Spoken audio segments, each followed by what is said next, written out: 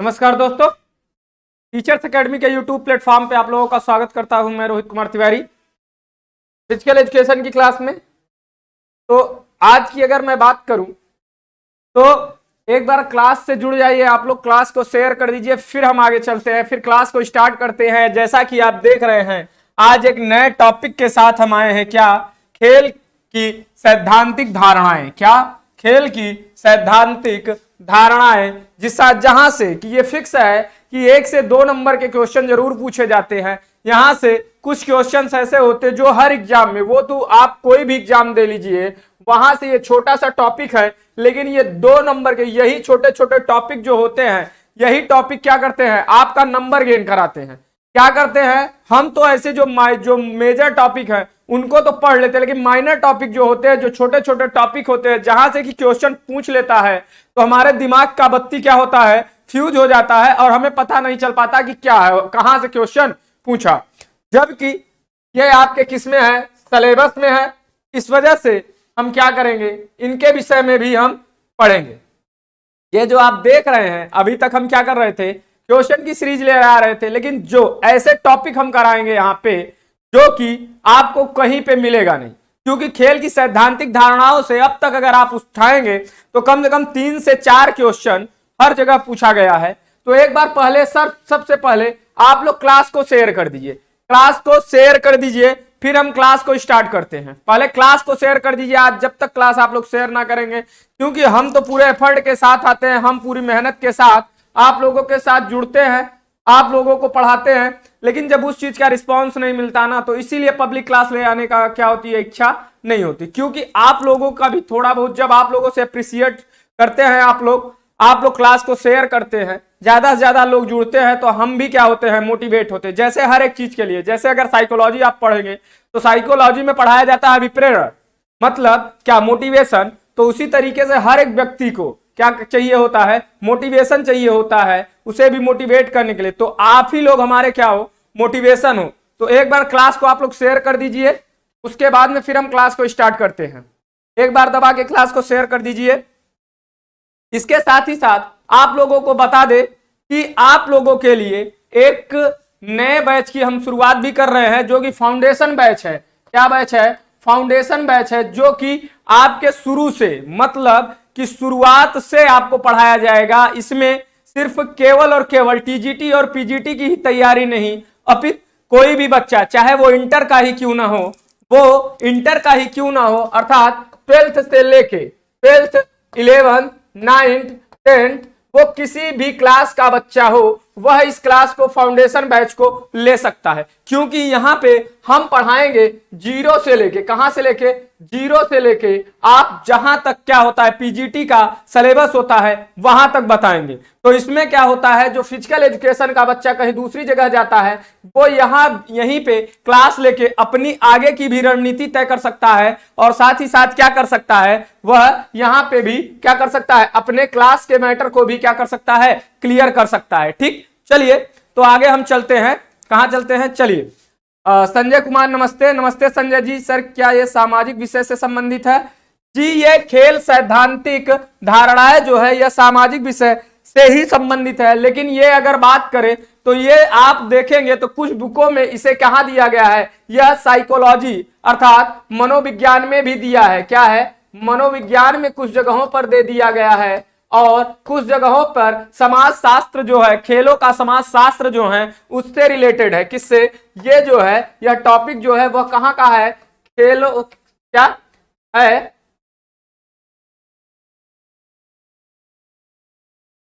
खेलों का समाज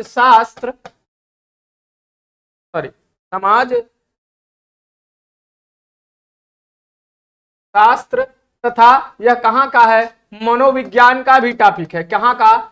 मनोविज्ञान का भी टॉपिक है। यह कहीं कहीं पे मनोविज्ञान में दिया हुआ है। तो आप सिर्फ इतना पढ़िए, यहां से क्वेश्चन आता ही है और पूछा भी जाता है। यहां से क्वेश्चन पीजीटी में सबसे ज्यादा पूछे जाते हैं, उसके बाद टीजीटी में भी पूछे जाते हैं, और एनबीएस और केवीएस, देखिए एनबीएस, केवीएस और डीएसएसबी में वो आपके एकदम फैक्ट नहीं पूछते, वो ऐसे ही क्वेश्चन पूछते हैं जिनको बच्चा करने में क्या हो, बच्चे को असुविधा हो, क्या हो, असुविधा हो। यहीं से वो क्वेश्चन ज्यादा उठाते हैं, इनसे कुछ परिभाषाओं के विषय में पूछते हैं, यहीं से वो सब पूछते हैं। तो चलिए हम अपने क्लास की शुरुआत करते हैं। किस चीज की? हम बात करते हैं खेल के विषय में कि खेल क्या होता है। ठीक, तो हम सबसे पहले चलते हैं, किसकी बात करेंगे? तो हम सबसे पहले बात करेंगे आप लोगों से किसके विषय में?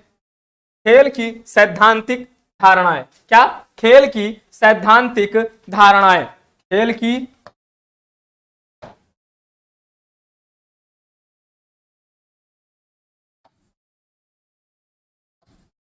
खेल की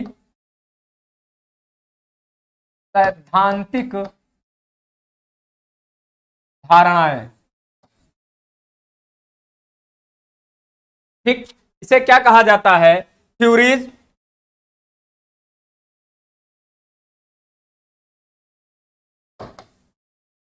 थ्योरीज ऑफ, क्या कहा जाता है? प्ले। थ्योरीज ऑफ प्ले इसे कहा जाता है। देखिए सबसे पहले हम क्या समझेंगे? सबसे पहले अब इसमें हम समझेंगे खेल, कि खेल होता क्या है। हमने तो खेल की सैद्धांतिक धारणाएं के विषय की बात मैं तो कर रहा हूं, लेकिन उसके पहले हमें यह तो जानना होगा, उसके परिचय के विषय में जानना होगा कि खेल क्या होता है। खेल क्या होता है? तो याद रखना, एक होता है गेम, स्पोर्ट, और एक होता है खेल। अगर मैं बात करूं खेल की कि खेल क्या होता है, तो खेल क्या होता है? खेल हमेशा याद रखिए, अगर गेम की बात की जाए, स्पोर्ट की बात की जाए, स्पोर्ट या गेम जो होता है वह क्या होता है? वह नियम, रूल और रेगुलेशन पर चलता है। परंतु अगर मैं खेल की बात करूं तो यह खेल जो होता है यह ना तो नियम पे चलता है, ना ही किसी रेगुलेशन पे चलता है। यह क्या होता है? यह सिर्फ और सिर्फ मनोरंजन के लिए खेला जाता है। क्या होता है? मनोरंजन के लिए खेला जाता है, अपने आप को ताजा करने के लिए खेला जाता है। अपने, जैसे कि आप किसी भी काम को करते करते थक गए हैं, तो थकने के बाद क्या करने के लिए? आपके अंदर उस चीज के लिए धीरे धीरे क्या हुआ, जैसे आप एक ही काम करके थक गए या आपकी अरुचि आ गई, उस चीज को करने में आपका मन नहीं लग रहा है, आपको रुचि नहीं आ रही है, तो आप क्या करेंगे? आप खेल के माध्यम से पुनः क्या कर सकते हैं? उस चीज में रुचि पैदा कर सकते हैं। क्या कर सकते हैं? रुचि पैदा कर सकते हैं। जैसे आप पढ़ रहे हैं, जैसे छोटे छोटे इस खेल के संबंधित छोटे छोटे क्या होते हैं? पारंपरिक गेम होते हैं, जिसे हम क्या, जैसे रिग्रेशन अर्थात मनोरंजन भी इसी खेल के अंतर्गत आता है। तो हम देखिए, अगर मैं बात करूं, खेल जो होता है वह क्या होता है? वह नियम से बंधा नहीं होता है, तथा साथ ही साथ क्या, इसका समय और स्थान निश्चित नहीं होता है, निश्चित नहीं होता है। इसका उद्देश्य क्या होता है? खेल के द्वारा किसी भी कार्य में क्या किया जा सकता है? रुचि उत्पन्न किया जा सकता है, तथा इसके साथ ही साथ इसका उद्देश्य क्या है? इसके साथ ही साथ इसका उद्देश्य है क्या है? थकान को दूर करना। क्या करना? थकान को दूर करना। क्या? थकान को दूर करना। ठीक, इसके साथ ही साथ इसका क्या उद्देश्य है? मनोरंजन की प्राप्ति करना। क्या? मनोरंजन की प्राप्ति करना। क्या करना? मनोरंजन की प्राप्ति करना। ठीक, चलिए, जॉनी धनकर पेट की तैयारी कैसे करे गुरुजी? पीईटी, जॉनी धनकर पीईटी की तैयारी कैसे करे?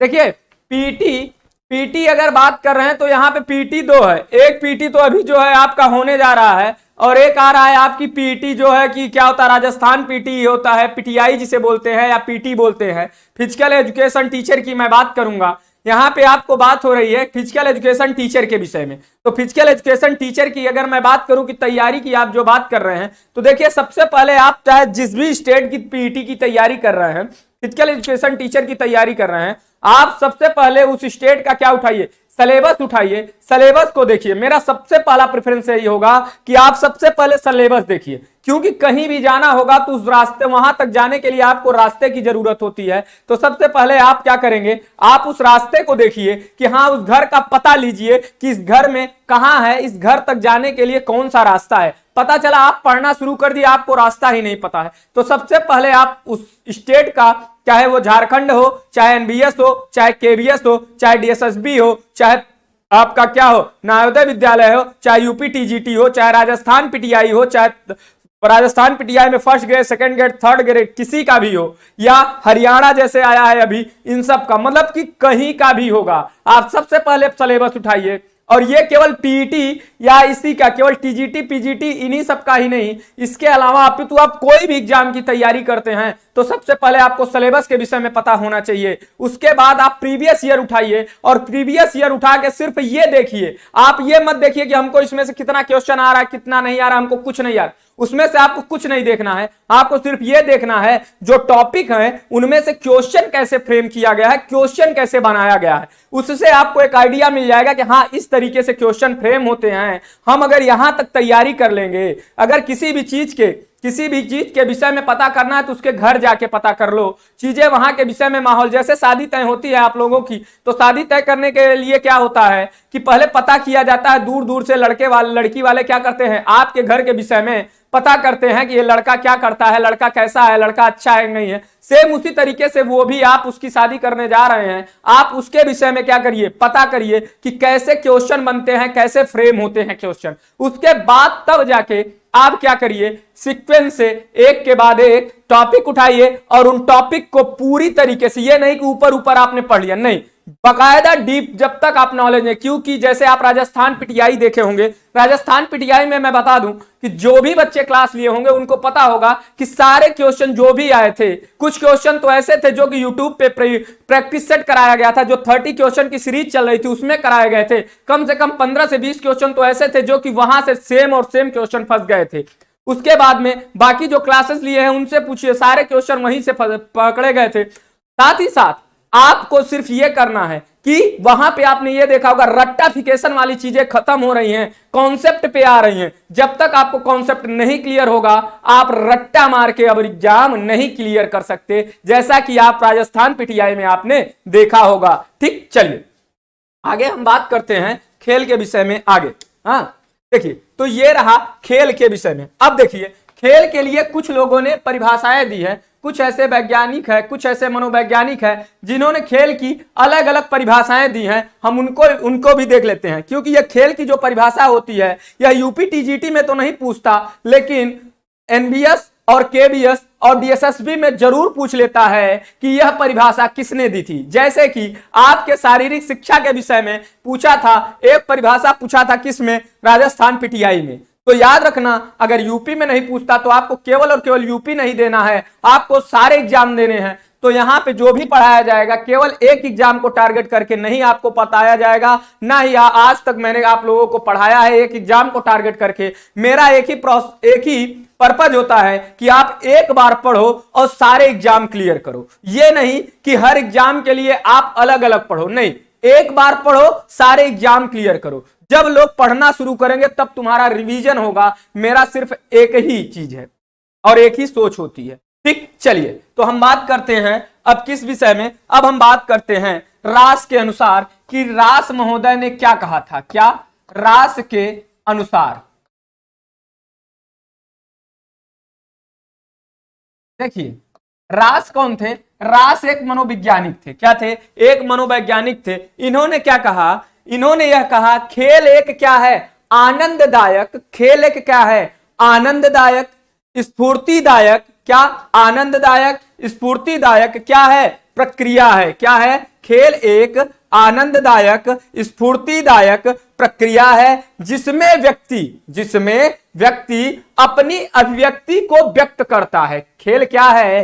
रास कब आता है? अब देखो इसे याद कैसे करोगे? रास आना, कोई भी चीज क्या होती है? आपको रास आएगी। कब रास आएगी? जब आपको आनंद मिलेगा। क्या मिलेगा? आनंद मिलेगा। किसी भी कार्य को करने में जब आनंद मिलता है तब वो काम आपको क्या आता है? रास आता है। क्या आता है? रास आता है। साथ ही साथ अब आनंद कब मिलेगा? जब आपकी शरीर स्वस्थ होगी, आप स्फूर्तिदायक होंगे, तब न मिलेगा। पहला बीमार व्यक्ति है, उसे आप करेंगे तो उसके अंदर वो मजा नहीं पाएगा। तो याद रखिए क्या होगा कि स्फूर्तिदायक प्रक्रिया है जिसमें व्यक्ति क्या करता है? अपने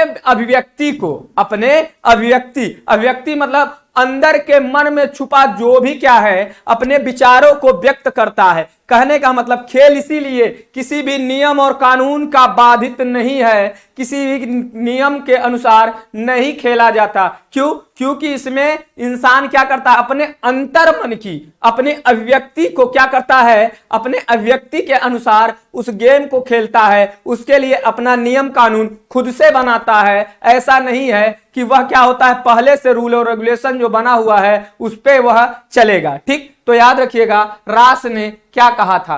रास ने क्या कहा? खेल एक आनंददायक क्या है? खेल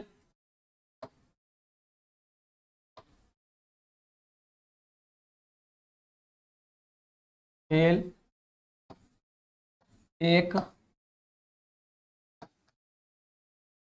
आनंददायक स्फूर्तिदायक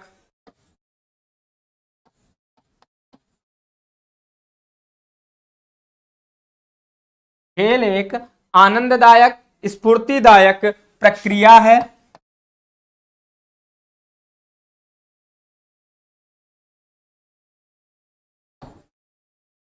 प्रक्रिया है जिसे व्यक्ति अपनी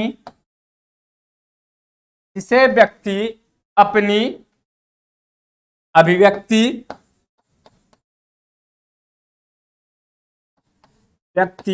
क्या करता है? अपनी अभिव्यक्ति को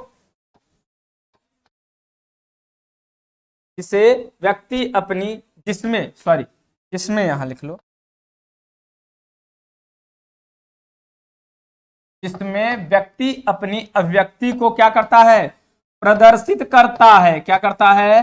प्रदर्शित करता है। ठीक, तो याद कैसे रखोगे इसे? क्योंकि ये ऑप्शनल पेपर है तो आप सिर्फ की पॉइंट पकड़िए। रास की बात कर रहा है, कोई भी चीज रास कब आती है? अच्छी कब लगती है? जब क्या होता है? जब आपको क्या होता है? जब आनंद मिलता है। आनंददायक होगा। आनंददायक कब होगा? जब स्फूर्तिदायक होगा। और स्फूर्तिदायक होगा तो मतलब क्या होगा? व्यक्ति अपने मन की जो भड़ास है, जो अपने मन की बात है, वह क्या करेगा? प्रदर्शित करेगा। उस हिसाब से वह चीज खेलेगा। तो यह किसने कहा था? यह कहा था रास महोदय। किसने कहा था? रास महोदय ने कहा था। फिर किसने कहा? मैकडूगल के अनुसार। फिर हम किसके अनुसार देखेंगे? फिर हम देखेंगे मैकडूगल के अनुसार। किसके अनुसार? मैकडूगल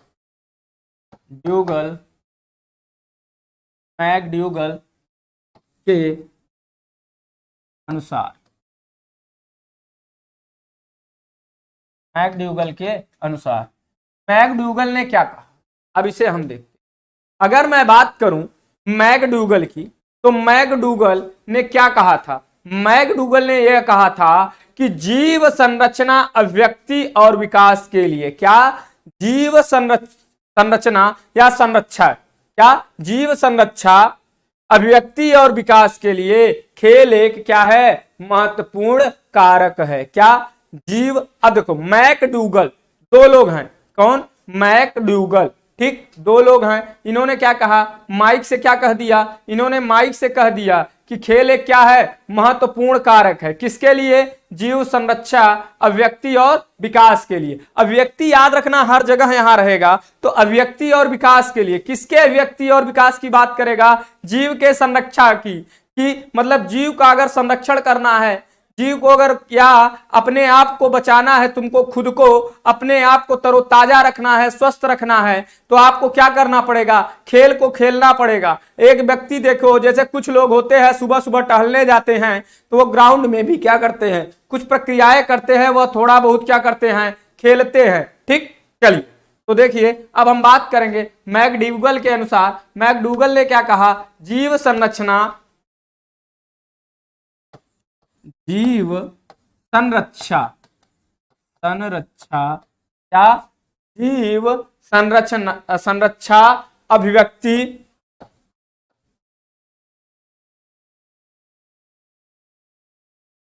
अभिव्यक्ति और विकास के लिए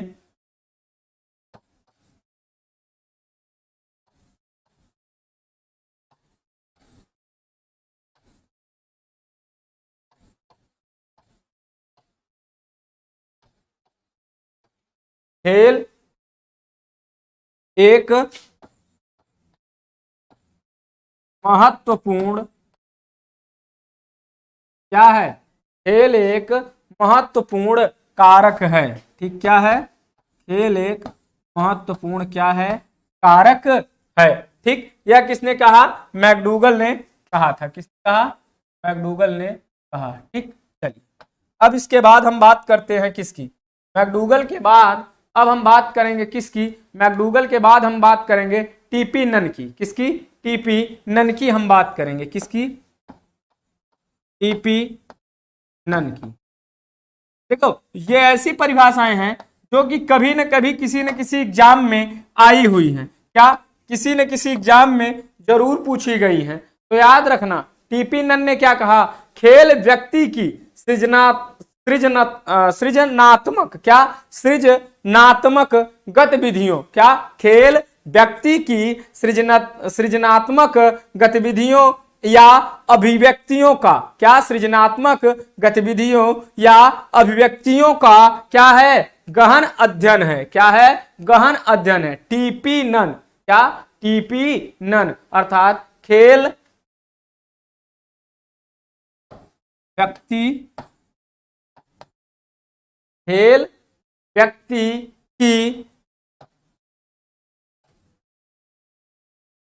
सृजनात्मक, सृजनात्मक मतलब कि अपने द्वारा बनाने वाला, अर्थात जो कुछ भी आप बनाते हो, सृजन करते हो, वही होता है क्या, सृजनात्मक।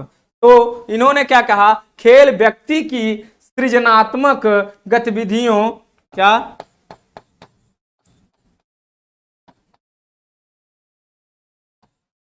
सृजनात्मक गतिविधियों या अभिव्यक्तियों, सृजनात्मक गतिविधियों या अभिव्यक्तियों का गहन अध्ययन है, का गहन है। ठीक, टीपी क्या, टीपी नन, टीपी नन।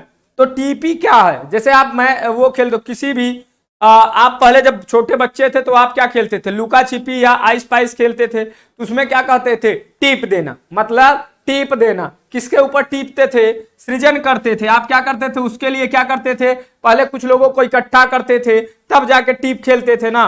तो पहले क्या होगा, पहले सृजन करोगे, क्या करोगे, सृजन करोगे। या कोई भी जैसे टीप मतलब क्या होता है, किसी भी चीज जैसे बालू वालू को ढोना, क्या कहता है, कितने टीप ले आए, कितने टिप ले आए, तो मतलब किस लिए, घर बनाने के लिए। तो पहले क्या होगा, सृजनात्मक, फिर क्या है, गतिविधि करोगे, और अभिव्यक्ति तो हमें सब में आएगा। याद रखना अभिव्यक्तियों का क्या है, गहन अध्ययन है। क्या है, गहन अध्ययन है। यह बात किसने कही थी, तो यह बात कहा था आपके टीपी नन महोदय ने। किसने कहा था, टीपी नन महोदय ने आपकी यह बात कही थी। ठीक, अब देखिए अब हम बात करेंगे सिद्धांतों के विषय में। किसके बाद में बात करेंगे, खेल के सिद्धांत की बात करेंगे। और यहां से क्वेश्चन जरूर पूछा जाता है, यूपी टीजीटी में भी कई बार पूछा गया है, खेल के सिद्धांत, क्या, खेल के सिद्धांत। देखिए अगर हम बात करें खेल के सिद्धांत के विषय में कि खेल का सिद्धांत कौन कौन होता है, तो खेल के सिद्धांत में सबसे पहला होता है, सबसे पहले हम किसकी बात करेंगे, सबसे पहले बात करेंगे अतिरिक्त शक्ति की धारणा। क्या? अतिरिक्त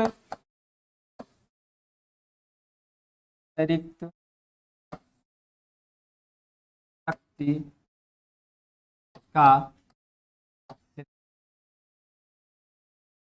देखो अतिरिक्त शक्ति का सिद्धांत है सबसे पहला क्या, और यहां से क्वेश्चन बहुत पूछा जाता है, इसे लगा लो, वेरी वेरी इंपॉर्टेंट। क्या? Very very important, star star जो कुछ भी लगाना हो लगा लो, क्योंकि यहां से क्वेश्चन कई बार पूछा गया है और आया भी है। तो देखिए अगर मैं बात करूं अतिरिक्त, इसके अतिरिक्त शक्ति का सिद्धांत या अतिरिक्त ऊर्जा का सिद्धांत, यहां पे दूसरा इसका नाम क्या है, यहां लिख लेना अतिरिक्त शक्ति, या कहीं कहीं क्या लिखता है, ऊर्जा का भी सिद्धांत कहता है। कहीं कहीं क्या कहा है, अतिरिक्त शक्ति का सिद्धांत या अतिरिक्त ऊर्जा का सिद्धांत भी इसे कहा जाता है। इस सिद्धांत के अगर मैं बात करूं कि सिद्धांत के प्रवर्तक कौन हैं, तो आप क्या बताएंगे कि इस सिद्धांत के प्रवर्तक कौन है? तो इस सिद्धांत के प्रवर्तक हैं शिलर एवं हर्बर्ट स्पेंसर। कौन? शिलर और हर्बर्ट स्पेंसर। ठीक, ये दो मनोवैज्ञानिक थे जिन्होंने क्या कहा, जिन्होंने इसे जो है खेल के सिद्धांत को क्या कहा, अतिरिक्त शक्ति के ऊर्जा का सिद्धांत दिया। इन्होंने क्या कहा, इन्होंने यह कहा कि बालक के अंदर, बालक या बच्चों के अंदर इतनी ऊर्जा होती है, इतनी ताकत होती है, इतनी शक्ति होती है कि वह अपने सारे कार्य करने के बाद भी उसके अंदर ऊर्जा क्या होती है, स्थिर रहती है, या ऊर्जा संरक्षित रहती है, या ऊर्जा स्टोर रहती है। कहने का मतलब इन्होंने यह कहा कि कोई भी बालक है, छोटा बच्चा है, वह अपने सारे कार्य, संपूर्ण कार्य समाप्त करने के बाद भी उसके अंदर क्या बची रहती है, ऊर्जा बची हुई रहती है। तो उस ऊर्जा को समाप्त करने के लिए, उस ऊर्जा को समाप्त करने के लिए बालक क्या करता है, बालक खेल खेलता है। क्या करता है? खेल खेलता है। और इसी को क्या कहा गया, मतलब कि जो स्टोर ऊर्जा है, जो उसके अंदर बची हुई ऊर्जा है, जो समाहित ऊर्जा है, उस ऊर्जा को खत्म करने के लिए या समाप्त करने के लिए वह बालक क्या करता है, उस ऊर्जा को समाप्त करने के लिए बालक खेल खेलता है। क्या करता है? खेल खेलता है। मतलब बची ऊर्जा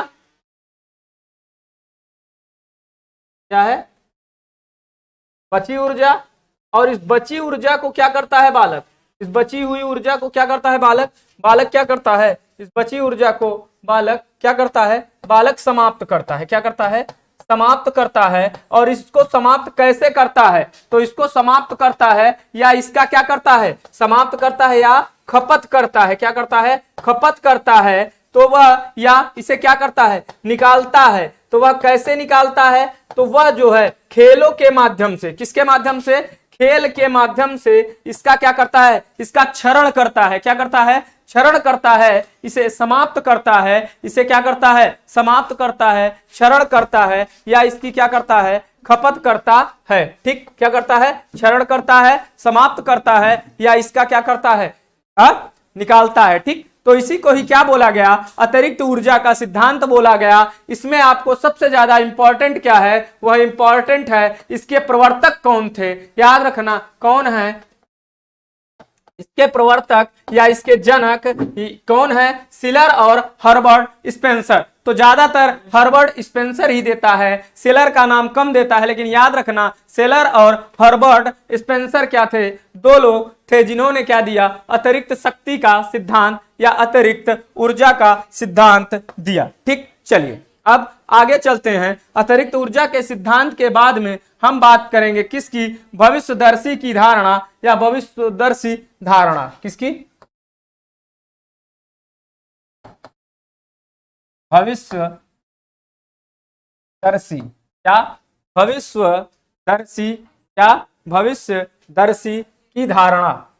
भविष्यदर्शी की धारणा या सिद्धांत, धारणा या सिद्धांत। अब देखो ये क्या कहता है या इसके प्रवर्तक कौन है। अगर मैं बात करूं कि इसके प्रवर्तक कौन है, तो इसके प्रवर्तक की बात करें तो इसके प्रवर्तक हैं कार्ल ग्रुस। कौन है? कार्ल ग्रुस है। कौन है? कार्ल ग्रुस। कार्ल ग्रुस, कार्ल ग्रुस ने इसे 1898 में, किस सन में? 1898 में दिया था। इसके प्रवर्तक हैं, तो याद रखना भविष्यदर्शी।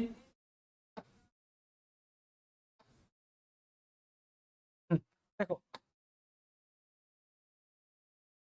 अब देखो ये क्या कहता है। अगर मैं इसकी बात करूं भविष्यदर्शी की धारणा की कि यह क्या कहता है, तो देखो यह कहता है, जैसे आप लोग छोटे रहे होंगे या जब बच्चा छोटा होता है तो बच्चे को आप ये देखते हैं कि वो क्या करता है, खेल खेल में आपस में क्या करते हैं, वो कहीं मिट्टी का घर बनाते हैं। तो मिट्टी के घर बनाने के साथ ही साथ क्या कुछ बच्चे ऐसे होते हैं जो डॉक्टर बनते हैं, कुछ बच्चे ऐसे होते हैं जो पुलिस बनना पसंद करते हैं, कुछ ऐसे होते हैं जो चोर बनना पसंद करते हैं, वो चोर बन जाते हैं कि मैं चोर तुम पुलिस। ठीक, तो ये जो कैरेक्टर वाले खेल खेलते हैं, या कुछ लड़कियां होती है जो क्या करती है, गुड्डा गुड्डी बनाती हैं और उनकी शादी कराती हैं, तो वही चीज कहा जा रहा है कि भविष्यदर्शी की धारणा यही कार्ल ग्रुस ने क्या कहा। कार्ल ग्रुस ने यह कहा कि बच्चे को उसके खेल के द्वारा, जो बचपन में वह खेल खेलता है उसके ही द्वारा उसके भविष्य में वह क्या बनेगा, या हम ये कह सकते हैं भविष्य में वह क्या करेगा, उसके विषय में हम क्या कर सकते हैं, एक क्या कर सकते हैं, भविष्यवाणी कर सकते हैं,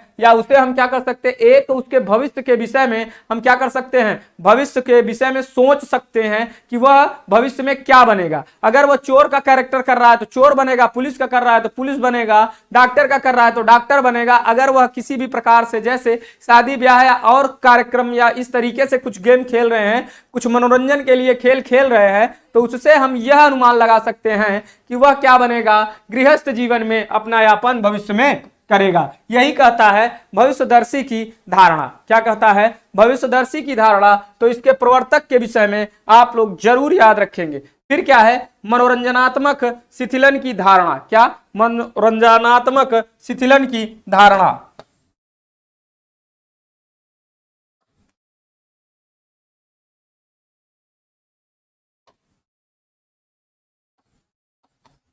मनोरंजनात्मक धारणा। देखो मनोरंजनात्मक धारणा क्या कहता है। अब देखो सबसे पहले हम क्या करेंगे, सबसे पहले इसके हम याद करते हैं किसके प्रवर्तक कौन थे। तो इसके प्रवर्तक थे लॉर्ड केम्ज। कौन? लॉर्ड केम्ज। एवं कौन थे इसके? लॉर्ड केम्ज के अलावा जीटी डब्ल्यू पैट्रिक। क्या? GT W Patrick. ये भी नाम बहुत फेमस है, जीटी डब्ल्यू पैट्रिक, और इसे आप जरूर याद रख लीजिएगा।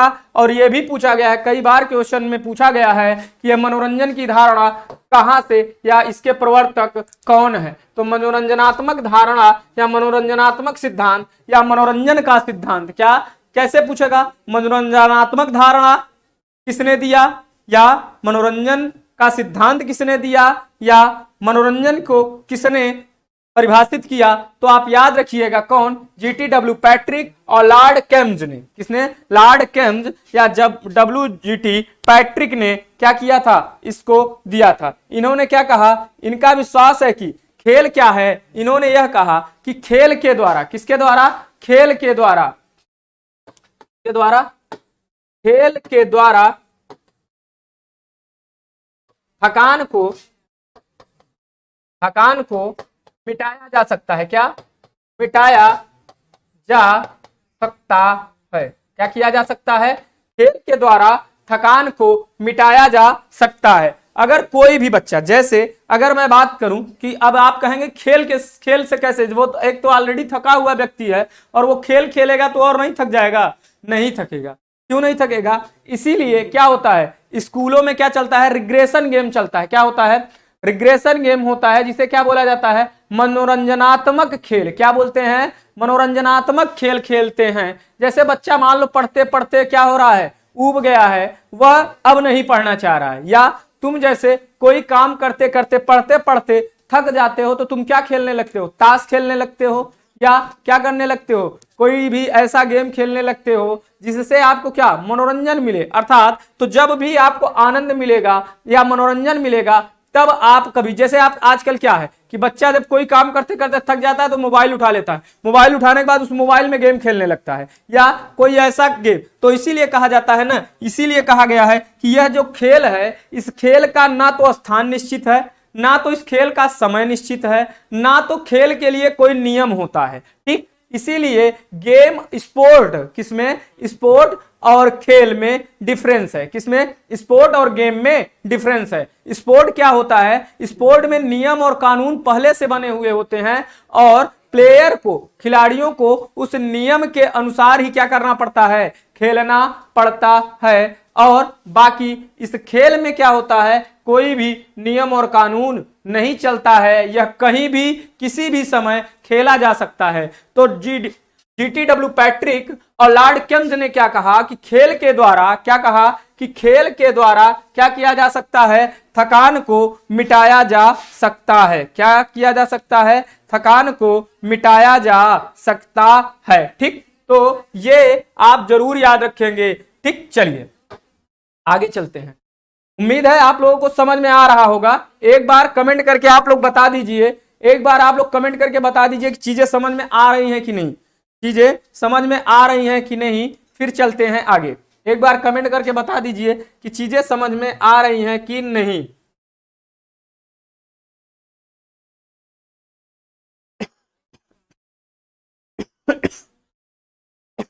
बता दीजिए एक बार कमेंट करके सब कोई कि समझ में आ रहा है कि नहीं, फिर चलते हैं आगे। संजय कुमार, जॉनी धनकर, बताइए, फिर चलते हैं आगे। चलिए देखिए, तो अब हम बात करेंगे किसकी, तो अब हम बात करेंगे पुनः अवलोकन की धारणा। क्या, पुनः अवलोकन, अवलोकन की धारणा।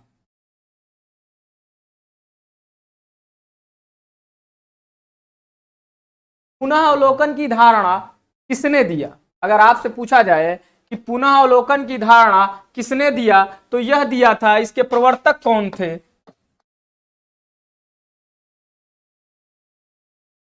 इसके प्रवर्तक, तो इसके प्रवर्तक कौन थे, जी स्टैनली हॉल। कौन, जी स्टैनली हॉल तथा विलियम वुंड। कौन थे, विलियम वुंड। ठीक, अब देखो इन्होंने क्या कहा, पुनः अवलोकन की धारणा क्या कहता है, या पुनः अवलोकन का सिद्धांत क्या कहता है। तो पुनः अवलोकन का सिद्धांत यह कहता है कि कोई भी व्यक्ति अपने खेलों के माध्यम से, किसके माध्यम से, खेलों के माध्यम से अपने पूर्व ज्ञान से, क्या, अपने पूरे ज्ञान को जान सकता है, या अपने पूरे ज्ञान से अपने आप को क्या कर सकता है, जोड़ सकता है। अब यह बात होगी कि कैसे जोड़ सकता है। जैसे अगर मैं बात करूं तो आदि मानव क्या करते थे, पेड़ों के पास रहते थे, पेड़ों पे लटकते थे, तीर धनुष से शिकार करते थे, ये सारी चीजें थी। आज का मानव भी क्या करता है, आज का मानव उसे खेल के रूप में लेता है। छोटे छोटे बच्चे या कोई भी व्यक्ति क्या करता है, तीर धनुष चलाता है, साथ ही साथ क्या करता है, लटकता है। जैसे क्या करता है, जैसे जिम्नास्टिक होती है, तो जिम्नास्टिक में क्या होता है, कई प्रकार के ऐसे गेम होते हैं जिसमें क्या होता है, जिसमें लटकता है।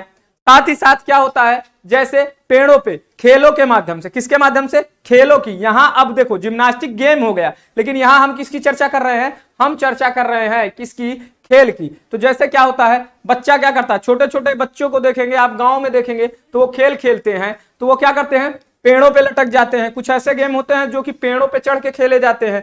तो वो सारे गेम कब होते थे, पहले के समय में होते थे। शिकार खेलना, पहले क्या होता था, पहले जो आदिमानव थे वो क्या करते थे, शिकार करने जाते थे। उनकी मजबूरियां थी शिकार करना, उनकी मजबूरियां था शिकार करना, कि वो शिकार करेंगे तब वो खाएंगे। लेकिन आज का जो मानव है वह शिकार किस लिए करता है, तो सॉरी, आज का जो मानव है वह, आज का मानव शिकार इसलिए करता है क्योंकि उसे आनंद आता है। क्या करता है? आनंद आता है। तो वह जो है आनंद की प्राप्ति के लिए, किसके लिए?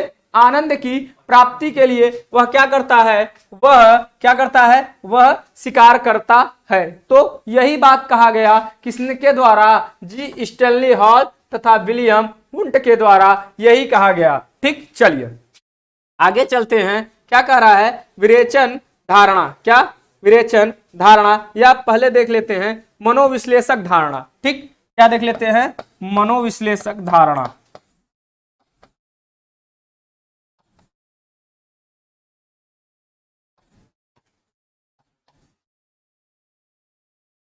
मनोविश्लेषक धारणा।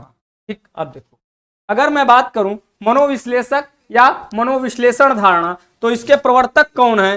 तो इसके प्रवर्तक थे फ्राइडे। कौन थे? फ्राइडे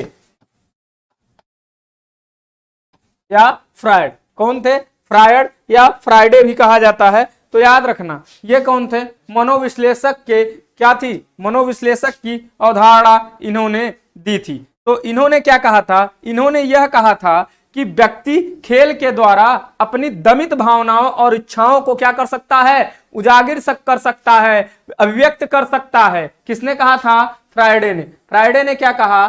फ्राइडे ने कहा व्यक्ति अपनी दमित, दमित मतलब, दमित कहने का मतलब कि जो दबी हुई इच्छाएं हैं, जो वह किसी के सामने प्रस्तुत नहीं कर पा रहा है, तो अपनी दमित भावनाओं और इच्छाओं, अपनी दमित भावनाओं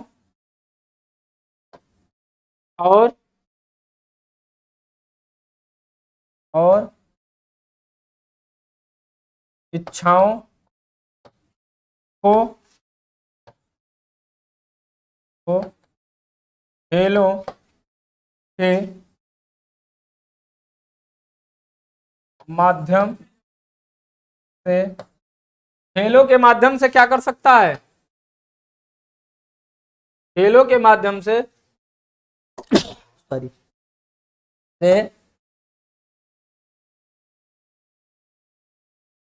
खेलों के माध्यम से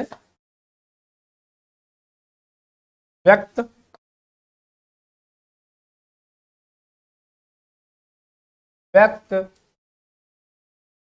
कर सकता, क्या कर सकता है? व्यक्त कर सकता है। यह किसने कहा? यह कहा था फ्राइडे ने। किस लिए? मनोविश्लेषणात्मक सिद्धांत के द्वारा, या हम ये कह सकते हैं क्या कह सकते हैं? मनोविश्लेषण की धारणा के द्वारा।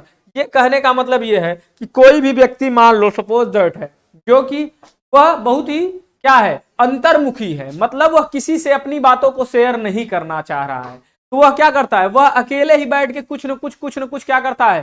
खेल के द्वारा, खेलों के माध्यम से चित्र बना के, पेंटिंग करके, बाहर कहीं जाके घूम के, शिविर लगा के, कुछ न कुछ तरीके से वह क्या करता है? अपनी मनोभावनाओं को, अपनी दबी भावनाओं को, अपने अंदर कुंठित भावनाओं को वह क्या करता है? वह अभिव्यक्त करता है, वह निकालता है। कोई देखिए दुखी व्यक्ति हो, उसे आप कहीं ऐसी जगह ले जाओ जहां पे उसे क्या हो? उसे मनोरंजन की अनुभूति हो। किस चीज की?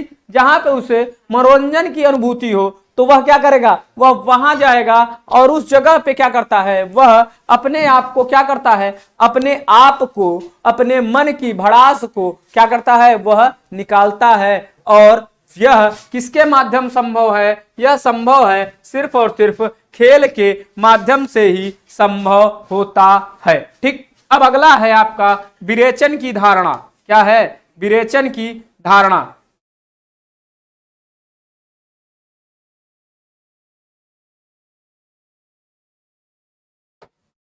कौन सी है? विरेचन की धारणा।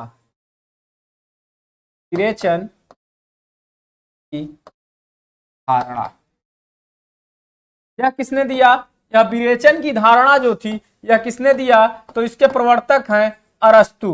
कौन है? अरस्तु। अरस्तु ने यह विरेचन की धारणा कहने का मतलब यह है, जैसे क्या होता है? जैसे कहानी होती है, क्या होती है? कहानी होती है, और आप देखेंगे नाटक होता है, गांव में क्या होता है, नाटक होता है या और सारी चीजें हैं, इनके द्वारा या किसी भी चीज का कैरेक्टर निभाने का अर्थात रोल निभाने वाली जो भी खेल होते हैं, जो भी क्रियाएं होती हैं, उनके द्वारा क्या किया जाता है, व्यक्ति को आनंद की अनुभूति होती है। क्या होती है, आनंद की अनुभूति होती है, या हम ये कह सकते हैं इसे एक चीज और कहा जाता है, क्या, शुद्धिकरण की धारणा। क्या, शुद्धिकरण की धारणा। ठीक, तो ये शुद्धिकरण की धारणा भी, इसे क्या बोला जाता है, इसे विरेचन को बोला जाता है। अर्थात स्वभाव के प्रकार के दृष्टि से, अर्थात जैसा आपका स्वभाव है उस प्रकार से खेलों का अभिनय करना या खेलों में अभिनय करना या खेल खेलना ही क्या कहलाता है, विरेचन की धारणा कहलाती है। ठीक, तो ये रहा है आपका खेलों का सिद्धांत। आज यहीं पे समाप्त होता है। एक टॉपिक जहां से आपका क्वेश्चन आता है वह टॉपिक आज समाप्त हमने कर दिया। अब अगर अगली क्लास होगी तो मनोविज्ञान में आगे हम ले चलेंगे। आपको किसके विषय में बात करेंगे, अभिव्यक्ति की बात करेंगे कि अभिव्यक्ति होती क्या है, क्या अभिव्यक्ति होती क्या है, या हम बात अभिव्यक्ति मतलब एटीट्यूड, या हम बात करेंगे किसकी, हम बात करेंगे अभिप्रेरणा की। अभिप्रेरणा क्या होता है, और साइकोलॉजी के लिए भी हम क्या, जो भी हमारे लेक्चर हैं आप उन्हें बोझ मत समझिए, क्योंकि साइकोलॉजी इतना इंटरेस्टिंग सब्जेक्ट होता है, उसमें उसे लोग फिजिकल एजुकेशन के लिए सिर्फ हवा बना के रखते हैं, ऐसा कुछ नहीं है।